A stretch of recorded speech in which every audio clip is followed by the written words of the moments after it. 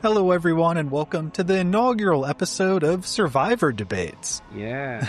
This is kind of an offshoot of a series that I have on the channel called Movie Debates, where typically I have a friend on and we debate some kind of nerdy movie-related topic.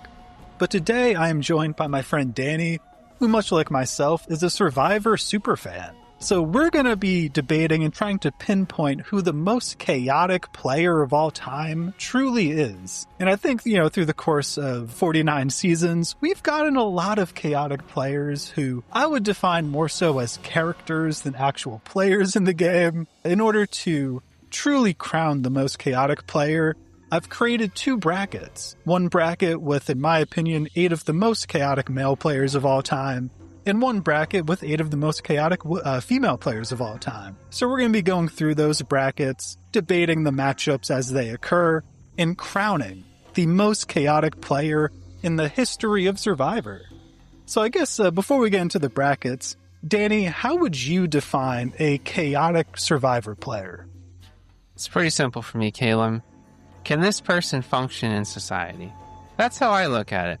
If this person's so ridiculous that I'm like, there's no way you navigate a real adult working life, then that's how I define it. There'll probably be some exceptions here and there, but do you seem like you're just so unbelievable I can't even imagine running into you as a real person? You seem more like you said, a character. That's kind of what I'm looking for. Yeah, I'm kind of along the same lines where I think it's not necessarily the lack of strategy or having no strategy. It's more so having emotional based strategy or just strategy that doesn't make sense. Sometimes it is just not understanding the game and therefore you play very chaotically. And then also I think flip-flopping, especially when it's not really in your best interest to flip, also kind of leads into being a chaotic player. I thought about adding Tony to this bracket, but the main reason I didn't add Tony is because I do think there has to be some kind of bar that we set where, he's won the game 2 times. So it's all with a purpose. Yeah. Yeah, I feel like there is a lot of strategy behind his chaoticness. For him to be arguably, and in my opinion, the best player of all time, it felt wrong to have him in this bracket. Fair enough. But I guess getting into the first round of matchups on the men's bracket. For our first matchup, we have the legendary Russell Hantz and Q from season 46. I guess to kind of explain why I added Russell, because I know I just had the whole soliloquy about why Tony isn't on the list. And I know Russell... 0 wins. Yeah, Russell is kind of a similar domineering archetype to Tony, but I think he just is the version of Tony with less strategic aptitude for the game, and also he does play more emotionally, where he tells Rupert to go fuck himself for no reason. He did not have to do that. You're a dumbass, Rupert. Yeah, you're a dumbass, Rupert. Yeah, he has no social skills. Tony's piss people off, but Tony gets their vote at the end. Tony wins, and he's won pretty handily both times on those juries against, I feel likable people. So yeah, Tony has social skills, Russell has none. But he's up against Q, and I don't know how you feel about Q, but for me, Q is maybe my favorite new age Survivor player. 100%. Because he just brings such chaos and fun moments to his season. I have roasted Survivor New Era casting many times to many people. Whoever cast and found Q deserves a raise.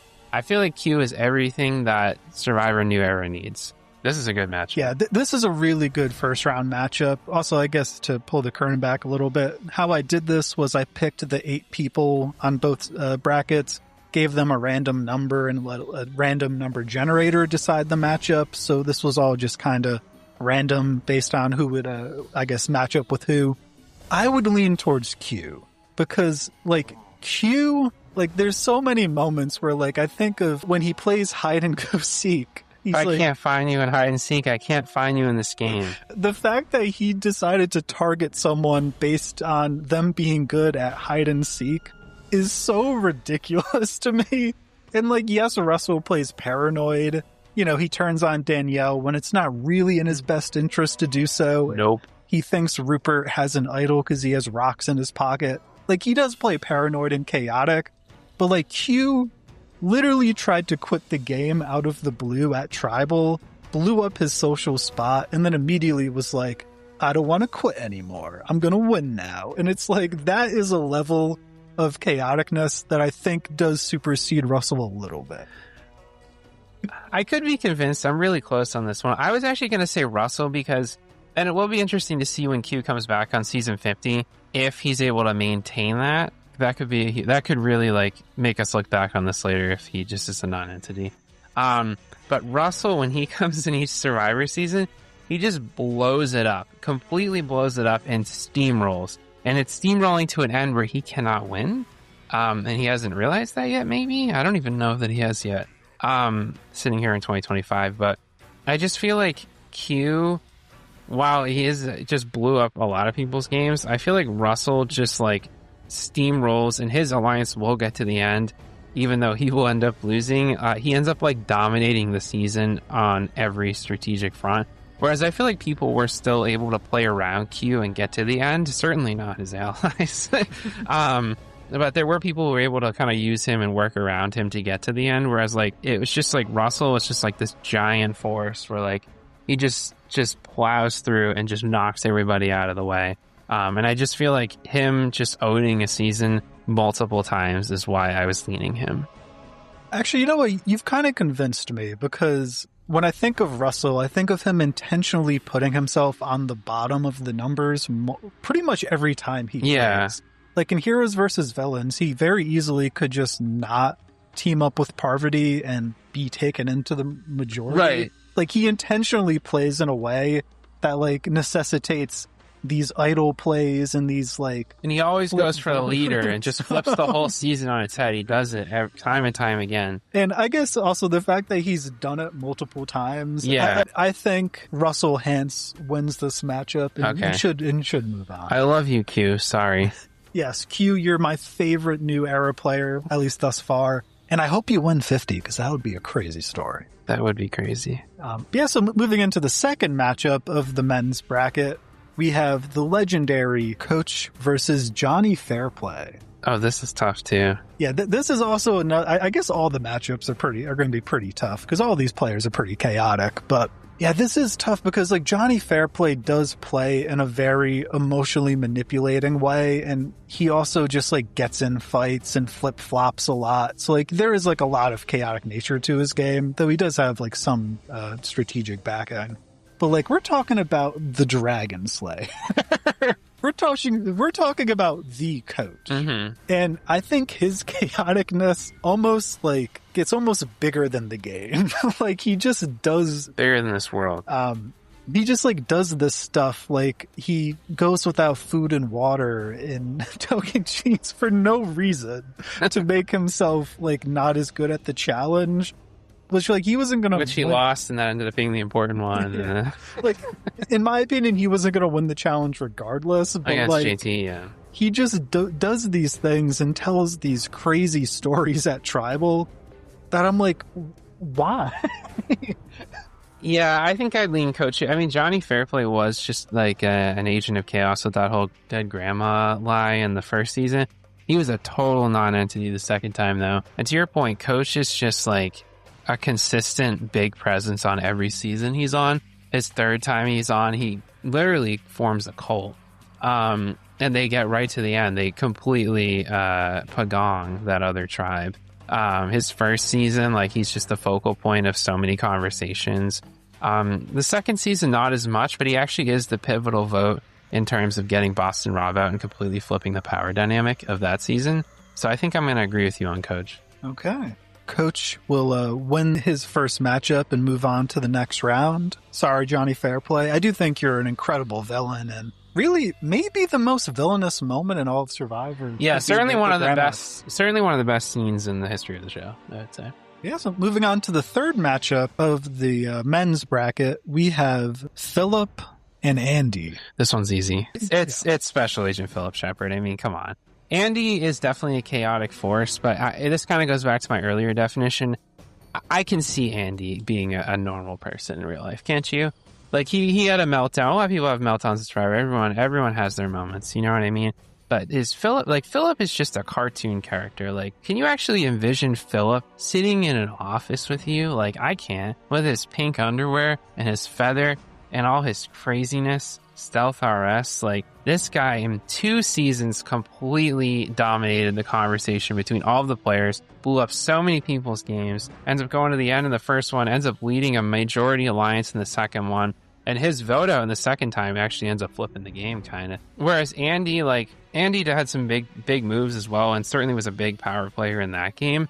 But I feel like if Andy were to come back, which, what a snub on 50, if we're going to talk about people who should have been on that cast. Did I need some of those people playing for the 10th time when Andy has not played a second time? Did I need all those people from 48 back when Andy could have come back? Well, we'll get off of that, though. It's Philip, hands down. Yeah, I would definitely agree. Also, I did make a dream cast video of like my Survivor 50 cast that I would have casted. I would have had it been another second chance season. So that'll be linked 100%. In the description if you want to check that out. Andy definitely made that cast because I think Andy arguably has the best single season character arc in the history of Survivor, where he literally is like having a meltdown, asking to be voted out essentially, and then turns on his only ally to survive. But then somehow has win equity by the end of the game, is integral in that. The biggest strategic move of that season. In Project Italy. And I do think it's a very fun character arc of like this person who's on the bottom, kind of through his own actions, has this meltdown, but then actually becomes pretty decent player by the end. And I think, even though he does like flip-flop, has these kind of out there plans here and there, I think Philip, even outside of how he plays the game, because I think Philip actually wants to play the game in like a very like alliance loyalty-based way, but because he's such a crazy person and character, it just cannot ever be. And I do think... I guess him just being such a grating presence, I would say, and such like an agitator unintentionally most of the time, does make him a more chaotic presence. So Special Agent Philip Shepard is winning his first round and will move on to the final 4 of his bracket. So for the final matchup of the men's bracket, we have another Hans. We have Brandon Hans and Banu from season 46. I would like to start off because I've actually met Banu in real life. I feel like it's relevant to bring up. And I have seen Banu function in real life. And I can confirm he's a very nice person. I talked to him for a few minutes at a train station in Boston. So nice to meet you, Banu. Really enjoyed you on the show. That being said, what a chaotic presence. I mean, this guy was just the majority of the edit for those first 4 episodes on season 46. I mean, this guy is just like, people are having to just dodge left and right in terms of like how to approach strategy, if they can even trust him. He's all over the place. However, this is Brandon's one. I mean, Brandon Hans is a nut job. Brandon Hans has issues. If you saw that Caramon season, my God, it's very similar to Vanu actually, where you're just like, out of the blue, it seems like they're just complete mindset changes, and you're like, how do I work around this? But just that whole thing in Caramoan where he almost kills Philip and then dumps the rice and then asks to be voted out, and then they have to hold this ridiculous impromptu tribal, and he looks like, you just see in his eyes the murderous intent for Philip. And like, I mean, this is all stuff that like would scare the shit out of me in real life. Like, I don't want to meet Brandon Hansen at a train station. If I saw him, I'd run the other way. Whereas I ran right after Banu, shook his hand, and we took a picture together. Maybe you can show it in this video if you want. I'll send it to you after. That being said, it's got to be Brandon. Sorry, Banu, I love you, but... Yeah, this is also a very difficult matchup for me, because even though Banu has a lot less screen time because he's a fairly early boot on his lone season, like, I just think of the moments of like, he blamed God for putting him on Survivor too soon, and like was like, he compared himself to Gandhi at one point. And I remember watching that scene. I turned to my mom, who I was watching the show with at the time, and I was like, did he just compare himself to Gandhi? What the hell is happening right now? Or like him like falling to his knees, begging Tiffany not to vote him out. Him, even though he wanted to vote Kenzie out, begging Kenzie for an idol. Like, he is just someone, and I love you, Banu. You were great television. he doesn't understand the game, I would say. I think that, at least on a strategic level, I think that's a fair statement. But Brandon, the fact that the closest we've come to someone killing another player is Brandon. Everybody on his tribe felt their safety threatened. I feel like that really speaks volumes for just how much he shook that up. He even starts destroying the camp. He dumps all the rice out. Yeah, I do think it's Brandon. Shout out Banu. You may have not won this bracket, but you did win both of our hearts. Absolutely. Moving into the women's bracket, our first matchup is actually people who played together and were on the same tribe. Perhaps the worst tribe in the history of Survivor. We have Jatia from Kagayan and Chaos Cass. Yeah, I guess, Danny, do you have any strong thoughts on who is more chaotic between Jatia and Cass? I do. Her name may be Chaos Cass. It may be right in the name, but I'm always going to default to whoever dumps the rice. I mean, that's just so crazy. That is just so nuts. You're just screwing everybody over on your tribe, depleting them of the one thing that they really need, which is to eat. I mean, that's so huge in that game. Yeah, it's got to be Jatia. I mean, the way she described herself in that one confessional where she's like, you don't leave the mental patient alone or whatever. Chaos Cass is something else. I mean, really. But, again, I can see her in real life, functioning in a real life setting. Whereas Jatia, who knows? She may throw all your office paperwork out when you're turning around. Yeah, unfortunately, Chaos Cass, 0% chance of winning this bracket. Yeah. She does play a bit of a chaotic, flip-floppy game on both of her seasons, I would say. But again, I could see her line of thinking. Yeah, there is at least some thought and some strategic backing behind it where it's I understand why she plays the game the way she does. Yeah. I think Jatia, even though she has only one appearance and it was a fairly short appearance, dumping the rice and then not even getting voted out after dumping the rice is just, that whole tribe was chaotic except for Spencer, really. And yeah, I just think Jatia is one of the most chaotic forces in the history of the show. So congratulations, Jatia. You may have poured out the rice, but you are moving on in this bracket.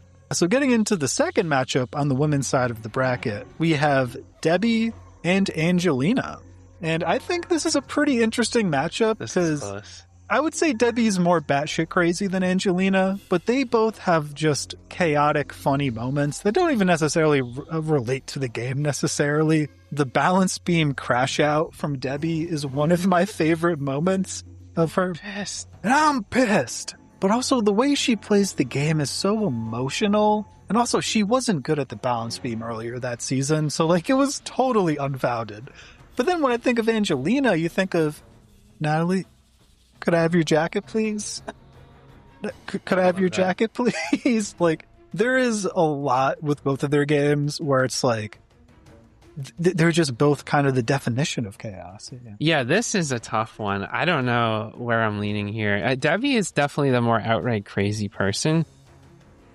Angelina, man, I just could never follow her line of thinking in that game. I mean, she's just making, kind of like you were saying earlier with some of the other players, she seemed to be working against her best interests at a lot of different turns. She was always blurting out a tribal, things she thought people should do. The rice negotiations, I think she did some fake idol stuff late in the game that really didn't move the needle at all. Man, she was just a consistent crazy presence on that season. But Debbie, where are you leaning? I'm actually really stuck on this one.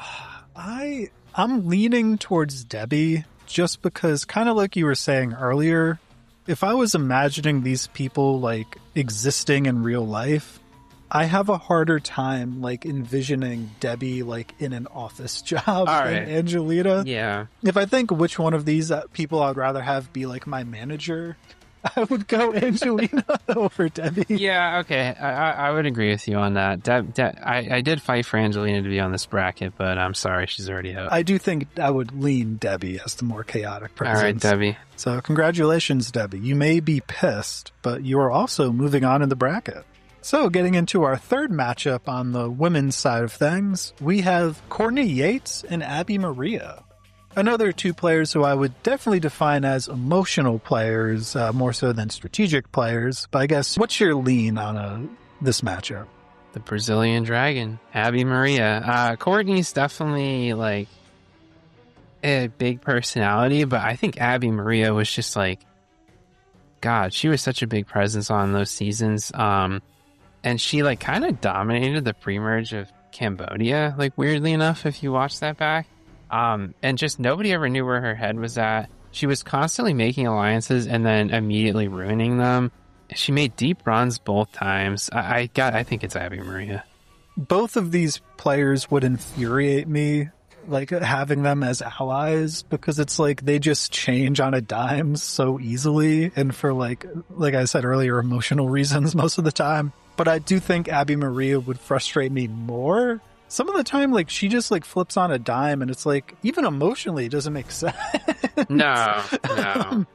And I think she largely gets voted out on her first run because she's an unlikable person. Oh yeah, it was in none of the Final Four's best interest to vote her out, and yet I think she went unanimously. I mean, yeah, the fact that Malcolm literally chose a harder path to the end over just living with Abby Maria for another day or two, I think speaks volumes to how chaotic of a presence she is.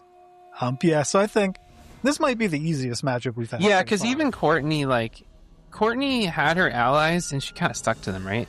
Like in the first season, it was Todd, and she just stuck with Todd the whole time, and they went to the end. And the second time, it was Sandra, and she was ride or die with Sandra until she got voted out. So I'm thinking, yeah, this is a blowout. Yeah, so sorry, Courtney, but Abby Maria will be moving on to the next round.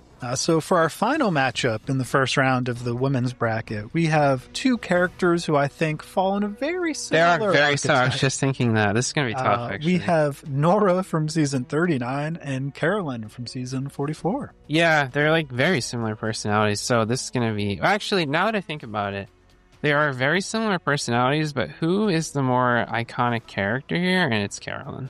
They're the same they're the same level of chaotic scatterbrain, but I feel like in terms of like Carolyn just did it more memorably, in my opinion. I'm trying to, if you can help me maybe identify why you think that is. They made the same deep run, right? They both went to the end. Yeah, they're both kind of in like the goat/dead fish position on their season of like, you know, finalists getting dragged to the end because they like couldn't win, kind of. But I feel like Carolyn had more win equity though, even though she got 0 votes. Like she was kind of in a power position in that game.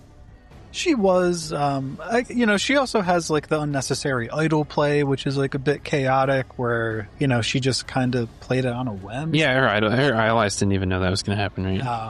Her allies were in the dark on that even. Yeah. Probably would have told her not to do it. Yeah. To save the idol.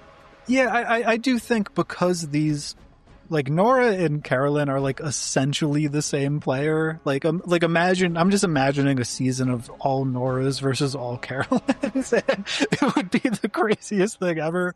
But yeah, I think Carolyn just stands out a bit more, where like she kind of goes, even just in her confessional, she goes on these rambles that have like nothing to do with the game, where like for 3 days she dug through her child's poop to find a tooth that they accidentally swallowed. And it's like, why did you tell that story?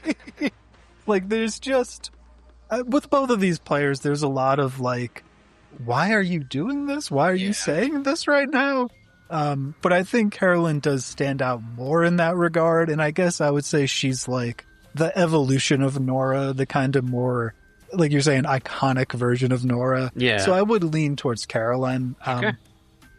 Also, I guess the fact that we saw her on Trader Season 3 might also be informing my opinion a little bit, whereas Nora's never coming back. We will never see anybody from Islands of the Idols ever again. It never happened, according to CBS.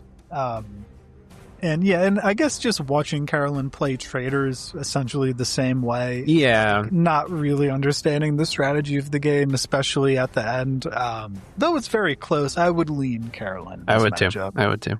So congratulations to Carolyn. You're moving on to the next round. So circling back for our final 4 of the men's bracket, we have Russell Hantz and Coach. 2 players who played together on Heroes vs. Villains. Oh my goodness. This is actually really tough. Who is the more chaotic force? I think I go Russell. Wow, okay. Because think about, I'm going to apply my reason here to outside the game. Coach is a person with a stable family and presumably a normal life. Russell, like, continues to this day to get online, say the stupidest stuff, burn bridges with CBS and all former players. He'll never play again. He was their poster boy back in the early 2010s, and now he's just like persona non grata. We can't even predict what he'll do outside Survivor, so I think it's got to be him. I love Coach, though. Yeah, this is a really tough one where Coach, I think, is a better and more fun and zany character than Russell. But I think in how they actually play the game, I do think Russell plays in a more chaotic way. Because, like, on Coach's best season, at least strategically, his final appearance, at least until season 50, he really, even though he does make a cult, like, based around religion, which is kind of, like, weird, it is actually, like, he plays the game in, like, a very, like, structured way. So, like, even though, like, how he formed the alliance is, I guess, a little chaotic and out there, it is kind of like a, you know, textbook Survivor, like, base strategy, I would say. Whereas Russell, it's like, he needs to find idols to save himself multiple times. He intentionally puts himself on the bottom, takes out his allies when he doesn't need to because of, like, chaotic reasons. Yep. Even, like, he's just an asshole to people, which I guess you could argue Coach was also abrasive. But with Coach, if he just owned his game, he would have won. Right. Whereas Russell, there was nothing he could have done by the time of Final Tribal on either of his seasons that he made it to the end on. Yeah. Coach in one Final Tribal appearance got more votes to win than Russell did in 2 combined. Yeah. And I think, at least in Samoa, like, clearly Russell should have won. Mm-hmm. And, like, his loss is on him, like, 100%. Yeah, weird that you can say both of those things, right? And even heroes versus villains, like, you can debate who played better between Parvati and Russell, but, like, he should have at least been in contention to win. Like, but, like, the fact that, again, he just is drawing dead at the end no matter. Yeah, the fact that he plays such a strong strategic game but is drawing dead every time, I feel like says everything he needs to say. Yeah. So, congratulations, Russell Hintz. You are moving on to the finals of the men's bracket. So, I guess going on to our other Final Four matchup on the men's side of things. Kind of poetic. This is very poetic. We have a matchup that took place in real life on the show. Could have gone further if stupid Jeff didn't put his hands on his shoulders. Our only death match in the history of Survivor. We have Brandon Hance and Philip Shepard. This is great. I'm so happy that this bracket was structured that this could happen. I'm going to go Hance again. I just think he has something wrong with him. This is a tough one because it's like the person who almost committed murder on the show and the person that drove them to almost commit murder on the show. I think Philip's base personality and character is just someone who I can't imagine, like, existing in real life. Whereas Brandon has moments of, like, he seems kind of normal. But then his, like, he's like a roller coaster. Right. Of, like, he has, like, moments of being kind of normal, but then, like... And that is chaos. Yeah. But that's chaos, because Yes. Philip, I can predict. I kind of know what Philip's MO is. Yes. Even though it's just so crazy. But Brandon, like, one day, like, this, on the first season, he was always allied with this woman, and the next day, he's like, remember he, like, was attracted to her, and he was blaming her? It was, like, the most misogynistic, like, thing ever. He's like, she's tempting me because she has a swimsuit on.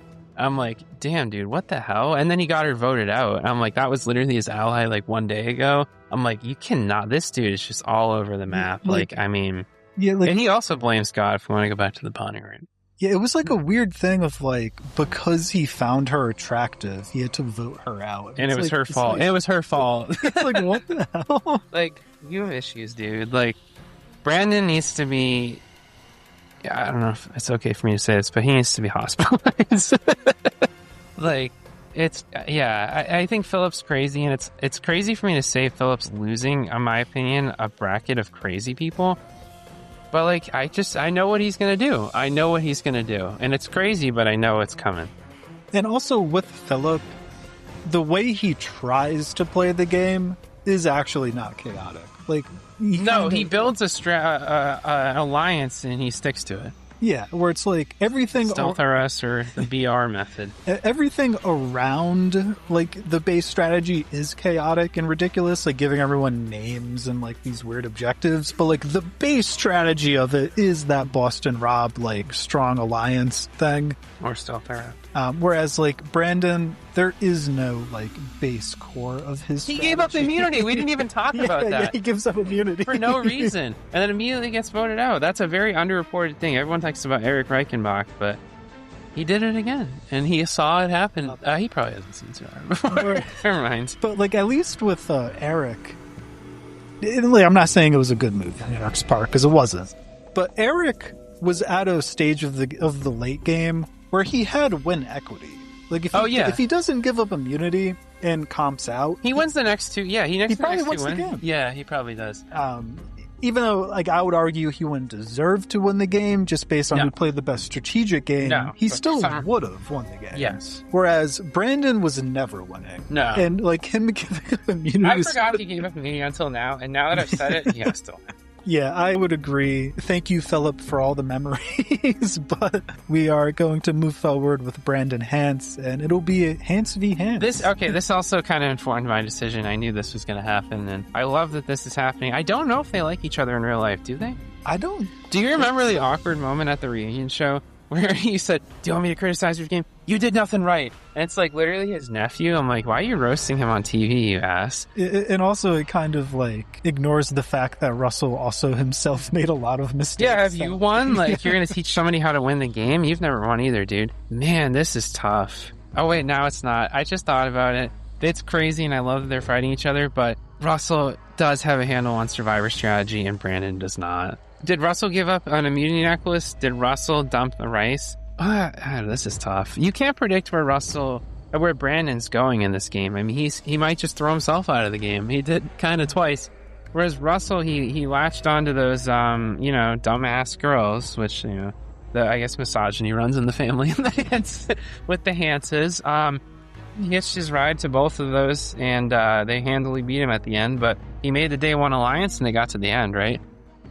Yeah, and I guess at least on Samoa, the fact that he comes into the merge down in numbers isn't really his fault. No, that tribe was just bad. Yeah, so like the fact that he's playing so chaotically and his game kind of necessitates him finding idols without clues time and time again, while that is chaotic, it's not really his fault. So yeah, I would lean Brandon, and I think Brandon Hance is the most chaotic male to ever play the game of Survivor. But kind of circling back to the women's bracket for the Final Four, we have in our first matchup, Abby Maria versus Carolyn.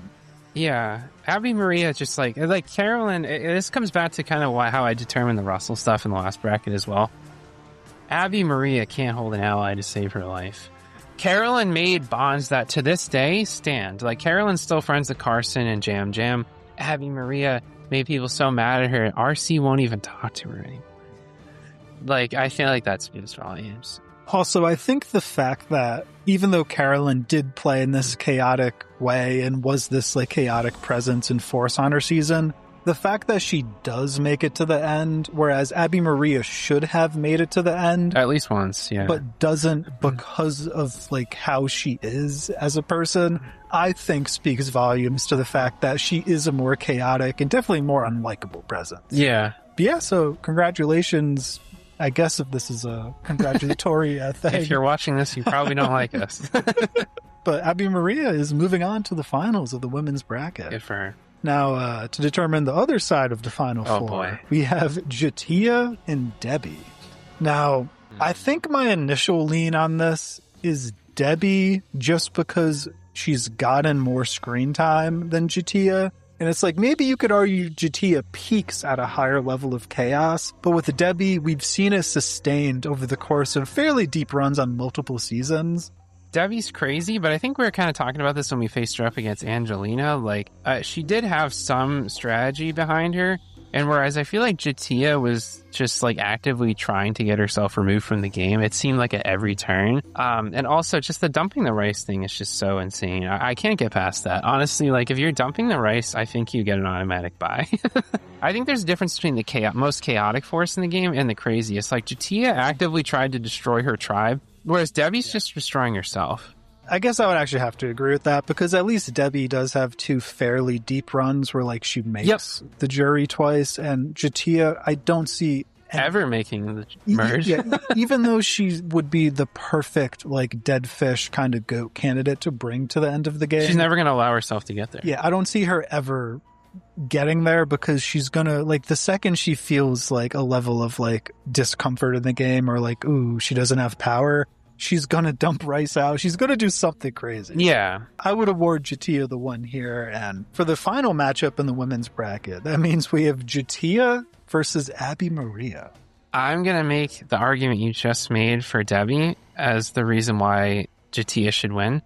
And it's against Abby Maria. Abby Maria made 2 deep runs. They weren't good runs. But Jatia never makes it that far, is my opinion. It's hard because Jatia never came back, so we don't have the like hard evidence. Have the data. And she should. She really should. Survivor, if you're listening, we want her back. Jatia on a second chance season would low-key feed families. Like, that would be a phenomenal moment in Survivor. So you're saying because we have the data on Abby Maria playing twice that you're more inclined to lean her? Yeah, it's tough. The second time she did have allies. Yeah. And she did kind of dominate the pre-merge of that game. Like I said, it was like whoever she decided went home. So like that is very clear, like strategic strategic dominance, even though Lou kept trying to get her out, and then she did end up getting Lou out. So she kind of steamrolled the. She did. Hold on. Okay, I am kind of serious though. She did have a lot of power in that pre-merge, and post-merge, she actually linked up with some people and had allies. I think she was aligned with Sierra and Kelly Wentworth, right? Yeah, I think like with Cass. And they didn't turn on her. Yeah, she got voted out. I don't remember why she got voted out, but she did hook up with some allies at the merge and get through a couple rounds. And I feel like she played it, even though she made it further in Philippines. I think she played a better game the second time. Yeah, and I mean, she probably was never getting to the end, but if she did, I think she would have had slightly more win equity on her second run than she did in Philippines. Yeah, this is tough, though, because to your point, we have multiple Brandon and Russell appearances. We have the one Jatia appearance. Does Jatia just come back and shut her mouth and do nothing? I don't know. I just think that, for me, like, my sticking point is dumping the Rice. And that's what got me to Brandon to the end, and that's why I'm a little hung up on Jatia. That is the most chaotic thing you can do. I think you've convinced me on the fact that there is actually some strategic prowess to Abby Maria's second run. I'm going to give Jatia the... Wow, I did it.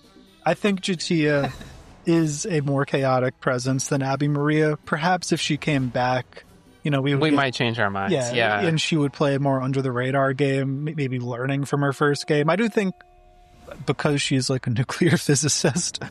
maybe she would have more aptitude to learn from her mistakes than Abby Maria, but we don't know. It makes it tough. Yeah. And therefore, you can't really go off of data that you don't have, I suppose. Right. So Jatia is going to be the winner of the women's bracket. I love that Jatia won something. So for the finals, we have of everything to crown the most chaotic player, regardless of gender, in the history of Survivor. We have 2 rice pourers. I love this. Brandon Hance and Jatia. I believe the only 2 rice pourers, right? Yeah. There was this other dude who like poured rice into his sock because he like thought there was like a idol no memory of rice, this. but I don't think he poured all the rice. Yeah, like straight up just dumping the entire tribe's supply. Yeah. Oh, this is so poetic.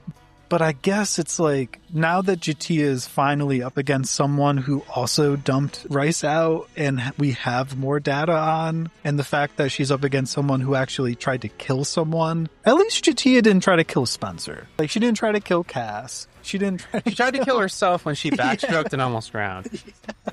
Yeah, it's Brandon. It's definitely Brandon. It's kind of funny that we're kind of just like easily agreeing on this last one, but we have 2 runs of Brandon to confirm this. Brandon, all that crazy stuff we're talking about, mostly for Brandon, that was on his second time. He didn't learn anything the first time. He got worse. Didn't go as far, and he made even worse mistakes. Brandon has some serious issues. I would genuinely be scared, especially now that I'm saying this on camera for the world to see. If I came across Brandon, I would be very scared. Whereas I feel like I can't. Jatia is just the pure definition of chaos, I'm not scared of Jatia. Yeah, I think, like, I would be scared of her if, like, I were to get cast on Survivor and she was also casted. I would be scared of her in that context. But not in real life. Well, yeah, in real life. Like, yeah, if I saw her, like, on the bus or something. I feel like she's probably, like, fairly pleasant, would be my assumption.